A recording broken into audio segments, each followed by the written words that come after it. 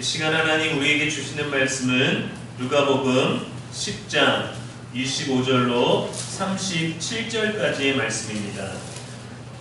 어떤 율법교사가 일어나 예수를 시험하여 이르되 선생님 내가 무엇을 하여야 영생을 얻으리이까?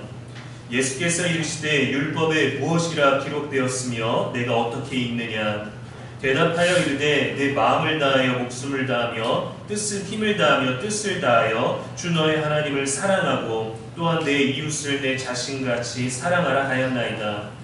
예수께서 이르시되 내 대답이 옳도다. 이를 행하라. 그러면 살리라 하시니 그 사람이 자기를 옳게 보이려고 예수께 여짜오되 그러면 내 이웃이 누구니이까? 예수께서 대답하여 이르시되 어떤 사람이 예루살렘에서 여리고로 내려가다가 강도를 만남에 강도들이 그 옷을 벗기고 때려 거의 죽은 것을 버리고 갔더라. 마침한 제사장이 그 길로 내려가다가 그를 보고 피하여 지나가고 또 이와 같이 한 레위인도 그곳에 이르러 그를 보고 피하여 지나가되 어떤 사마리아 사람은 여행하는 중 거기 이르러 그를 보고 불쌍히 여겨 가까이 가서 기름과 포도주를 그 상처에 붓고 싸매고 자기 짐승에 태워 주막으로 데리고 가서 돌보아 주니라. 그 이튿날 그가 주막 주인에게 데나리온 2를 내어주며 이르되 이 사람을 돌보아 주라. 비용이 더 들면 내가 돌아올 때에 갚으리라 하였으니 내 생각에는 이 세 사람 중에 누가 강도 만난 자의 이웃이 되겠느냐? 이르되 자비를 베푼 자니이다. 예수께서 이르시되 가서 너도 이와 같이 하라 하시니라. 아멘. 이는 살아계신 우리 하나님의 말씀입니다. 이 시간 지나치거나 머물거나 라는 제목으로 말씀 전하겠습니다. 우리는 정말 바쁘게 살아갑니다. 여유롭고 싶을 때 그 여유는 정말 짧고 바쁜 일들은 많죠. 해야 할 일들도 많고 집안 일들도 많고 업무도 많고 처리하고 준비하고 마무리해야 되는 모든 일들이 반복적이지만 참 많습니다. 그러다 이러한 많은 일들의 반복이 우리의 일상이죠. 그러면서 일뿐만이 아니라 감당해야 될 감정까지 빼곡하게 우리 안에 차 있어요. 다 해소되지 않은 채로, 해결되지 않은 채로, 해소할 방법을 모른 채로 내 몸의 바쁨, 또 내 마음의 바쁨, 또 생각과 그런 불안함들, 또 기쁨들, 다양한 것들도 가득 차 있습니다. 이 바쁜 일상이 누군가 우리들에게 무언가를 요청하거나 도와달라고 말을 건네면 잠시 고민하게 될 겁니다. 아, 뭐지? 난 참 바쁜데 누가 나의 도움을 뭘 원하는 걸까? 뭘 요청할까? 시간은 얼마나 걸릴까? 어떤 일일까? 도울 수도 있겠지만 요즘은 사실 돕는 것도 조심해야 되는 경우가 많아졌습니다. 돕고도 또 가해자가 되거나 범죄자가 되거나 오해받거나 억울한 경우가 생기기 때문이죠. 우리는 고민하다가 도울 수도 있고 미안해하면서 그냥 지나칠 수도 있습니다. 우리는 대부분 나쁜 사람이 아닙니다. 단지 좀 바쁜 사람들일 뿐이죠. 오늘 본문은 예수님께서 들려주시는 선한 사마리아인의 비유예요. 이 이야기가 나오도록 이끈 인물이 있습니다. 어떤 율법교사였어요. 이 율법교사를 통해서 2개의 토론이 진행되는 게 오늘 본문입니다. 첫 번째 토론 주제는 무엇을 해야 영생을 얻습니까? 라는 것이었고 두 번째는 그럼 내 이웃이 누구입니까? 라는 것이었어요. 주제를 던짐에 있어서 율법 교사에게는 의도가 있었습니다. 질문을 던지는 의도. 첫 번째 의도는 예수님을 시험하기 위해서 영생에 대해 물었고 두 번째는 자기를 옳게 보이기 위해서 질문을 던졌어요. 예수님께서는 이 질문에 답하지 아니하시고 질문으로 응대하십니다. 무엇을 해야 영생을 얻습니까? 라는 질문에 율법에는 뭐라 기록되어 있고 너는 그것을 어떻게 읽느냐? 라고 했어요. 율법교사는 아주 정확하게 잘 대답을 했습니다. 그대로 행하라고 하셨어요. 네가 아는 대로, 네가 다 대답한 대로 행해라. 그럼 내 이웃은 누구입니까? 라는 이 두 번째 질문에 자비를 베푼 사마리아인의 이야기를 들려주시고 여기서 누가 너의 이웃이 되겠느냐라고 물으셨습니다. 율법교사는 잘 대답했습니다. 예수님께서 너도 이와 같이 하라라고 말씀하셨어요. 결론은 뭐냐면 하라는 겁니다. 왜요? 알고는 있는데 하지 않을 때가 있으니까요.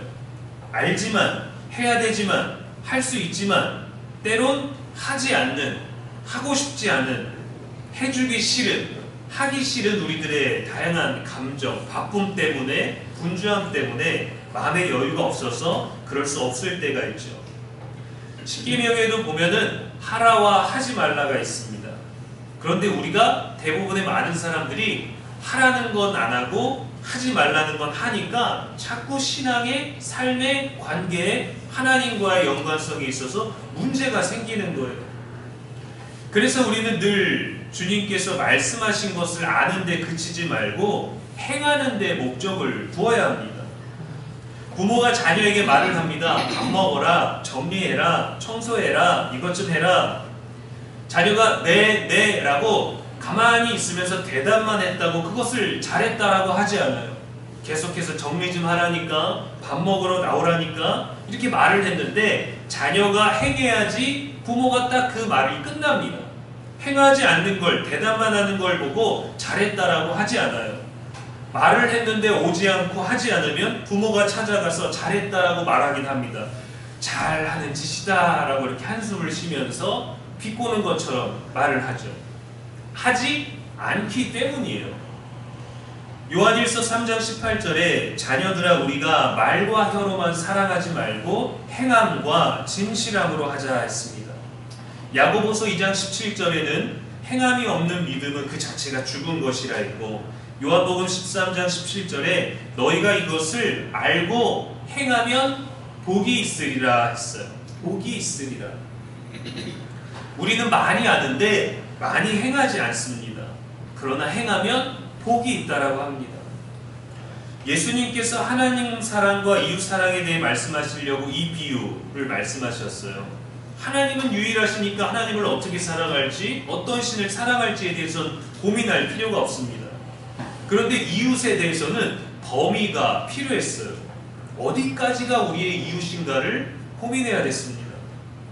당시 그리스와 로마의 통치로 인해서 유대인들은 이웃사랑 계명이 있는데 이 계명을 실천하기 위해서 이웃을 어디 정도까지 정해야 됩니까? 라는 것 때문에 율법을 고민했습니다. 이방인들은 내 몸을 사랑하는 것처럼 사랑해야 될 대상에서 제외를 시키는 게 그 당시의 흐름이었습니다.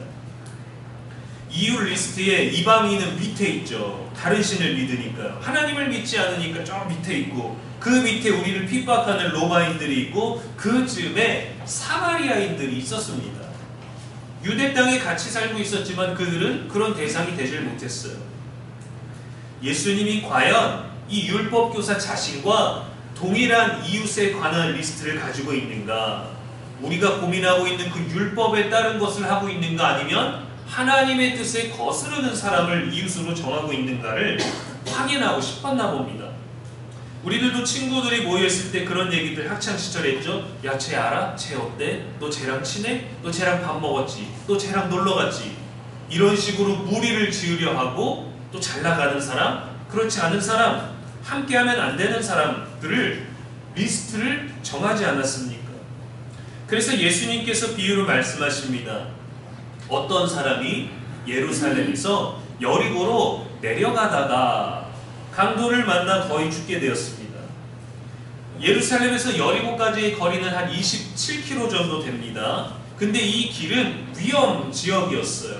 그냥 가는 길처럼 보이지만 강도들이 들끓는 가면 안 되는 길이었습니다. 당시 사람들에게는 간담이 서늘해지는 실제적인 삶의 무대예요. 예수님의 이야기를 듣는 청중들은 거기를 혼자 가는 건가? 거기를 혼자 여행했던 건가? 라는 거죠.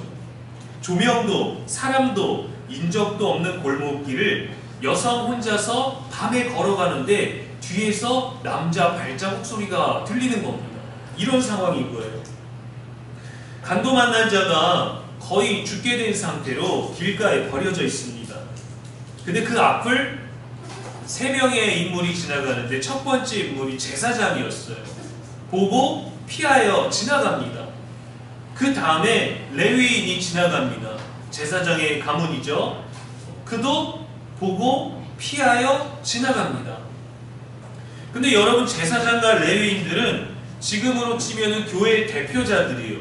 목사이고 장로이고 권사이고 교회의 집사입니다. 그런데 보고 피하여 지나갔어요. 왜 그랬을까요? 예수님께서 그 당시에 잘못된 교회 지도자들을 너무 싫어해서 그들이 욕먹게 하려고 그냥 지나갔다라고 하셨을까요? 예수님이 그들을 싫어하셨을까요? 우리에게는 그렇게 들릴 수도 있지만 또 그런 모습이겠구나, 그런 이야기겠구나 싶지만 사실 제사장과 레위인들에게도 명분과 이유가 있습니다. 레위기 21장 1절에 보면 여호와께서 모세에게 이르시되 제사장들에게 말하여 이르라, 죽은 자를 만짐으로 스스로를 더럽히지 말라라고 사람들이 만든 계명이 아니라 하나님이 제사장들에게, 성전을 섬기는 자들에게 주신 율법, 그 계명이 이러했습니다. 죽은 자를 만져서 부정해지지 말라는 거였죠. 시체를 만져서 부정해지고 피를 흘려서 부정해지면은 집안에서 일주일 동안 격리를 하고 그 다음에 제사장에게 나는 이제 거룩합니다, 부정하지 않습니다를 증명해야만 일상생활로 돌아올 수 있었습니다. 이들도 마찬가지였어요.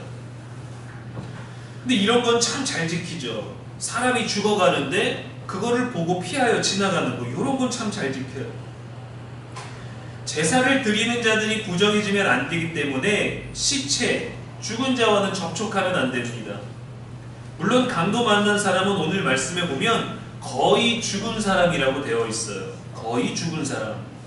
그러나 제사장과 레위인이 지나가다가 보기에는 죽은 사람과 다를 바가 없었겠죠. 그래서 그를 보았지만 피하여 지나갔습니다.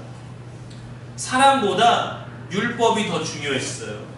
이웃사랑보다 나 자신을 부정하지 않게 보호하는 어느 정도의 이기적인 마음이 그렇게 그 마음 가운데 머물러 있었습니다. 자신이 부정해지면 그 다음에 번제단에 오를 수 없고 그 다음에 해야 되는 성전 직무에 참여하지 못하고 격리해야 하기 때문에 그들에게는 이 자리를 떠나는 게 맞습니다. 그런데 상황을 잘 보면 예루살렘에서 여리고로 내려가는 길이었어요. 제사장과 레위인도 그 길로 내려가다가입니다. 내려가다가 그를 보았어요. 제사장 직무를 위해서 정결을 유지하면서 예루살렘으로 올라가는 길이 아니라 내려가는 길이었습니다. 직무를 마치고 귀가하는 길이지 않았겠어요? 도울 수 있었지만, 생명을 중시 여기고 도울 수 있었지만 돕지 않았습니다. 저도 비슷한 경험이 있습니다. 2009년에 서울 강북 지역에서 사역할 때 운전해서 새벽 기도를 가는 중이었어요. 한 4시 반 정도. 그러니까 한강을 건너서 내부순환로를 타고 가는데 카메라가 없고 이제 과속이 좀 빈번한 구간이었습니다. 새벽이라 차도 없었죠. 80km 구간이었는데 조금 과속을 해서 달리고 있었어요. 그런데 뒤에서 갑자기 부웅 소리가 나더니 슉 지나가는 거예요. 차가 얼마나 빨리 가는지. 한 5km 정도 더 가다가 보니까 도로에 파편이 흩어져 있었습니다. 과속으로 아마 코너에서 사고가 났던 것 같아요. 속도를 줄이면서 지나가면서 그 차를 보니 심각한 사고는 아니었습니다. 운전자가 전화기를 들고 있었어요. 뒷목을 잡고. 순간 고민을 했습니다. 도와줘야 되겠지? 멈추면 새벽 예배 늦는데, 나 가서 준비해야 되는데, 전화하고 있는 거니까 뭐 스스로 신고했겠지? 그래도 내가 도와야지. 내가 왜 사역을 하겠어? 고민을 하다가 뒤에 차들이 몇 대 오는 걸 보고 그들 중에 누군가 돕겠지 하고 그냥 지나갔습니다. 새벽 예배에 앉는 순간부터 교회 도착해서 하루 종일 마음이 너무 불편했어요. 그리고 그날 저녁에 혹시 그게 뉴스로 나올까봐 TV를 보지 않았습니다. 만약 큰 사고였다면 그 사람에게는 그 순간이 마지막 순간이었겠죠. 한동안 제가 전도사라는 게 너무 부끄러웠어요. 그때 중고등부 학생부를 담당했는데 아이들에게 어떤 행함을 말하라는 게 너무 부끄러웠어요. 그런 설교를 피하게 되고, 만약 반대였다면 어땠을까요? 제가 사고 차량 안에 있는데 차가 오는 것을 발견해서 날 구해주겠지, 날 도와주겠지라고 기대하고 있었는데 그냥 지나갔다면 말입니다. 절망했겠죠. 어떤 모임 장소에 가면 이렇게 인사하는 사람들이 있습니다. 안녕하십니까? 저는 누구입니다. 저는 무슨 일을 합니다. 저는 어디 교회 장로입니다. 꼭 이렇게 교회 직분을 말씀하시는 분이 계십니다. 안녕하세요. 저는 누구입니다. 저는 이런 사람입니다. 잘 부탁드립니다. 저 교회 다닙니다. 이번에 권사 됐습니다. 신뢰를 주기 위해서 자신의 어떤 도덕성과 윤리적인 모습을 강조하기 위해서 이렇게 얘기하시는 분들이 계시지만 다른 일반 분들이나 또 다른 목회자분들을 만나면 이렇게 자기 직분을 얘기하면서 인사하는 사람은 걸르라고 합니다. 직분이나 외적인 신앙 고백을 말하는 것보다 지내고 보니 너무도 좋은 분이었는데 교회를 다닌다라고 할 땐 우리들에게 진한 감동이 있어요. 그런데 자신이 옳은 사람인 것처럼 장로입니다, 권사입니다, 어느 게 목사입니다 라고 말했는데 그의 일상의 삶과 다른 도덕적인 삶에서는 전혀 자신이 말한 그 직분의 삶이 보이지 않기 때문이죠. 이전에는 사회에 주는 건강한 모습과 관계와 희망과 친절이 교회에 많았습니다. 그래서 어려운 사람들이, 힘든 사람들이 교회의 도움을 많이 받았고 교회에 많이 찾아갔고 그러한 사람이, 그러한 공동체가 되기를 많이 바랬어요. 그런데 요즘은 정치, 배우자, 유동적인 업무에 있어서 사람을 뽑을 때, 사람을 구분할 때 기독교라는 단어가 제외 대상에 포함되는 경우가 생겼습니다. 너무 안타까운 일입니다. 신앙인이라 말하는데 신앙이 없는 삶이 많다는 거죠. 교회 다니는 것, 직분이 있는 것, 말씀을 아는 것으로는 진짜 믿음이라고 할 수 없어요. 믿음은 지식이 아니라 사랑으로 역사하는 행함이 있어야 됩니다. 행함이 있어야 돼요. 해야 되는 거예요. 세 번째로 사마리아인이 등장합니다. 유대인들이 멸시했고 종교적으로 배척의 대상이었어요. 구약시대에 아수르라는 이 제국에 의해서 이스라엘이 망하고 그 토착민들을 일부를 내쫓았습니다. 그리고 이방인들이 유입해서 그 땅에 들어와 살다가 혼혈족이 됐어요. 그것이 표면적인 이유였습니다. 율법을 지키지 않는 사람, 정체성이 없는 혼혈 민족들, 예루살렘이 아닌 그리심산에서 예배하는 이단으로 취급받는 자들이 바로 사마리아인이었습니다. 그래서 유대인들이 어느 지역을 갈 때 사마리아 땅이 거기에 있으면은 정말 힘들게 오래 걸려서 돌아가더라도 그 땅 자체를 밟지를 않았어요. 돌아갔습니다. 그 정도로 경멸하고 싫어했어요. 그런데 그는 강도 만난 자를 보고 불쌍히 여겨서 다가갑니다. 상처를 치유하고 그를 여관에 데려다줘요. 더 필요한 것이 있다면, 경비가 더 든다면 내가 나중에 와서 지불하겠습니다. 자신의 시간과 물질과 감정을 그 낯선 이에게 쏟아부었습니다. 그가 할 수 있는, 해야 되겠다라고 느낀 모든 일들을 했어요. 그에게는 불쌍히 여기는 마음이 있었고 도울 수 있는 준비가 있었습니다. 형편이 있었습니다. 기름과 포도주로 살균하고 해독하고 회복을 제공했어요. 여행을 위해 준비했겠지만, 자신을 위해서 준비했겠지만 이웃을 살리는 도구가 되었습니다. 오늘날 우리도 많은 준비를 합니다. 바쁘게 준비합니다. 근데 너무도 많은 불필요한 준비를 많이 할 때가 많아요. 너무도 신경 써야 될 것들이 많을 때가 있어요. 이직을 위한 스펙, 좋은 고등학교 입학을 위한 조기 유학들, 노후를 위한 백세 보험, 경쟁을 위한 자격증, 이것 저것들, 또 SNS를 위해서 신경 쓰는 많은 것들, 준비할 많은 것들, 본질이 아닌 비본질적인 것들에 대해서 너무도 많은 에너지와 너무도 많은 소비를 하면서도 거기에서 일시적인 만족과 기쁨을 누릴 때가 있습니다. 물론 많이 절제하기도 하죠. 그런데 이웃을 돕기 위한 준비는 얼마나 합니까? 얼마나 되어 있습니까? 저도 차에 주섬주섬 이것저것 준비된 게 많습니다.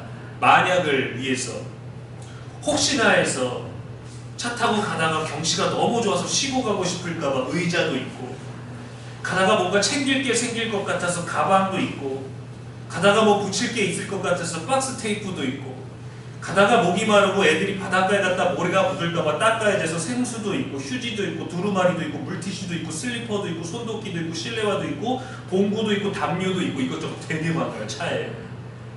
집이 어느 순간 살아서도 차에서 살 수 있을 만큼 이것저것 꽁냥꽁냥 잘 빈틈도 없이 다 집어넣었어요.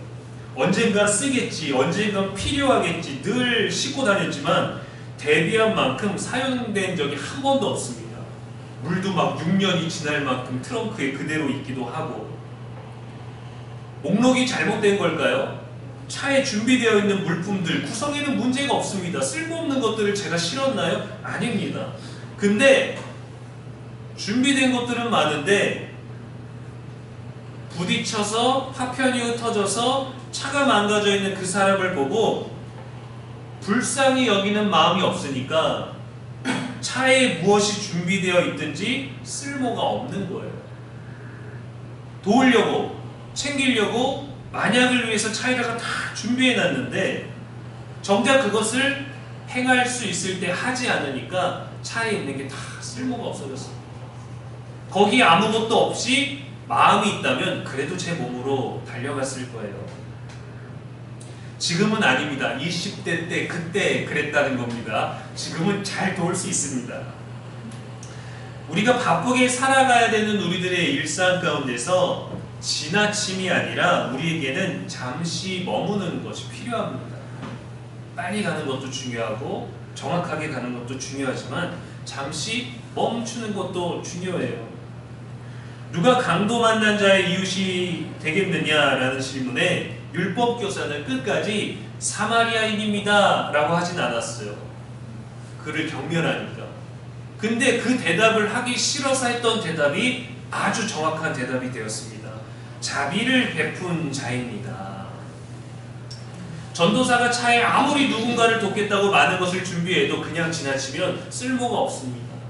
누가 이웃이 되겠느냐? 누가 진짜 사역자가 되겠느냐? 누가 진정한 성도가 되겠느냐? 내 손에 가진 것이 없지만 내가 할 수 있는 것들을 행하기 위해서 잠시 멈출 때 하나님의 뜻이 이루어지는 것이죠.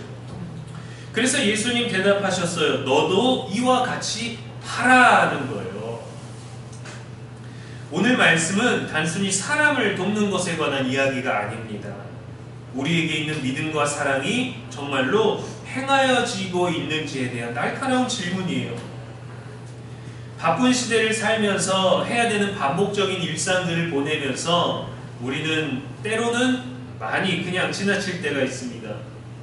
오히려 머물지 못하고 지나치는 삶이 감정의 상처로 쌓이기도 하고 외로움으로 쌓이기도 하죠. 우리 스스로를 돌보지 못해서 과로가 되기도 하고 또 그것이 울적함이 되기도 합니다. 지나치는 믿음이 아니라 잠시 머무는 사랑으로 살아야 합니다. 예수님은 지극히 작은 자 하나에게 한 것이 곧 내게 한 것이니라 말씀하셨어요. 그래서 우리에게는 말씀이 있고 신앙이 있기 때문에 예수님을 대하듯 예수님처럼 대할 수 있는 능력이 우리 안에 있습니다. 그것을 해야 되는 거예요. 하라. 억울하고 이기적이고 공정하지 못한 시대 속에서 겸손과 사랑으로 늘 행할 수 있는 아주 좋은 장치가 바로 우리에게는 말씀인 거죠. 예수님이신 거죠. 그러나 그것이 지나친 것으로는 발휘되지가 않아요. 잠시 멈춰서 자신을 돌보고 이웃을 돌보고 가족을 돌봐야 됩니다. 배우자를 돌보고 부모를 돌보고 자녀를 돌보고 우리 사랑이 좀 더 다정하고 친절하게 머무를 수 있어야 돼요. 우리 모두를 위해서 예수님도 이 땅에 머물다 가셨잖아요.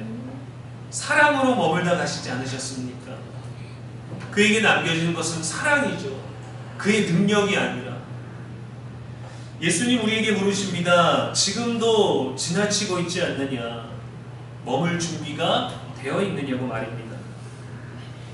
오늘도 우리는 작다고 괜찮다고 귀찮다고 이거는 그냥 둬도 되겠다고 때로는 많은 것들이 지나가고 지나치는 인생의 길 위에 있습니다. 때로는 그냥 보내야 되고 때로는 과감하게 지나쳐야 할 때도 있죠. 그러나 믿음은 단순히 그냥 지나치지 않습니다. 사랑은 외면치 않고 머무릅니다.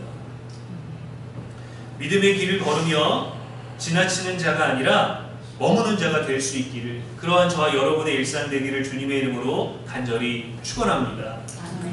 기도하겠습니다. 하나님 아버지, 우리가 직분이 아니라 사랑으로 증명되게 하옵소서. 보고도 행하지 않는 무딘 마음을 깨뜨려 주시고 사랑을 말이 아닌 손과 발로 드러내게 하옵소서. 도울 수 있는 준비가 삶에 채워지게 하여 주시옵시고, 우리 손에 쥔 것이 적을지라도 하나님 섬기고 베풀 수 있는 마음을 허락하여 주시옵소서. 바쁜 길 위에 잠시 멈춤을 허락하여 주옵소서. 예수님을 대하듯 예수님처럼 대하게 하여 주옵소서. 지나가는 자가 아니라 곁에 머무는 자가 되게 하옵소서. 누군가의 선한 이웃이 되게 하시고 진실된 사랑으로 행하는 일상이 되게 하여 주옵소서. 말씀을 듣는 것에서 멈추지 아니하고 행하는 자가 되게 하여 주옵소서. 우리 길과 진리와 생명이 되시는 예수 그리스도 이름으로 기도합니다. 아멘.